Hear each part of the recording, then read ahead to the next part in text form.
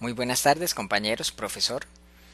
Complacido estar nuevamente con ustedes en el inicio de este curso, el último del año.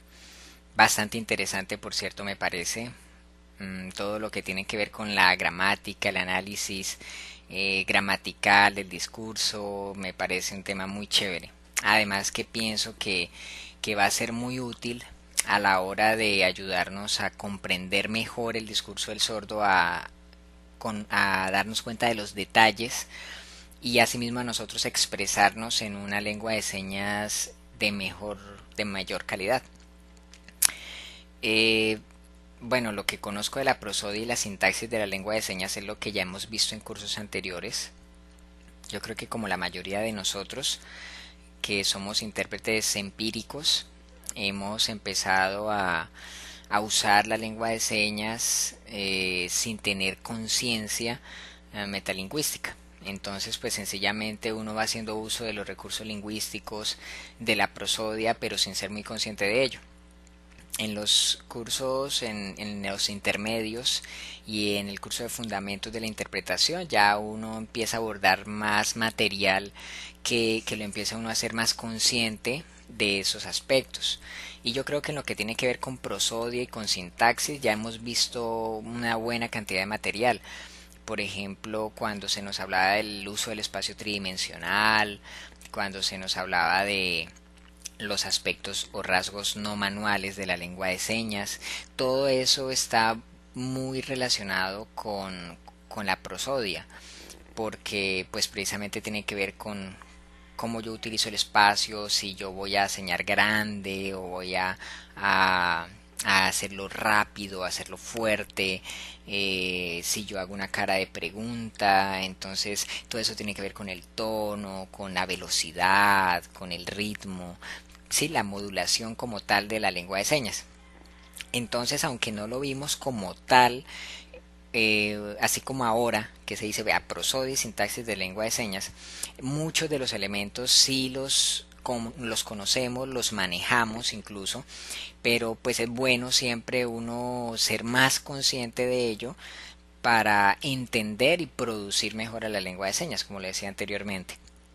Y lo que tiene que ver con sintaxis yo creo que está directamente relacionado con la estructura del tópico comentario, que vendría a ser la sintaxis de la lengua de señas, del orden, de la gramática, de cómo se usa la lengua de señas, lo cual también ya hemos abordado. Mis expectativas para el curso serían entonces como a desmenuzar más estos aspectos, a comprender mejor y entonces al uno mejorar en este sentido puede comprender mejor cuando un sordo usa ciertos aspectos prosódicos que pueden cambiar la intencionalidad de algún mensaje, en fin, para que nuestra interpretación a voz sea mejor al comprender mejor lo que dice y también podamos producir a lengua de señas de una mejor manera. Artículos sobre prosodia y sintaxis de la lengua de señas, pues los que se nos ha recomendado en los cursos. Básicamente eso. Por mi cuenta no. Si acaso por ahí estuve leyendo, aunque no es que tuviera mucha relación, estuve leyendo lo de la traducción e interpretación en plastilina. Pero de resto no he leído ningún otro material así como adicional, como que muestre yo quiero ahondar más. No, la verdad no.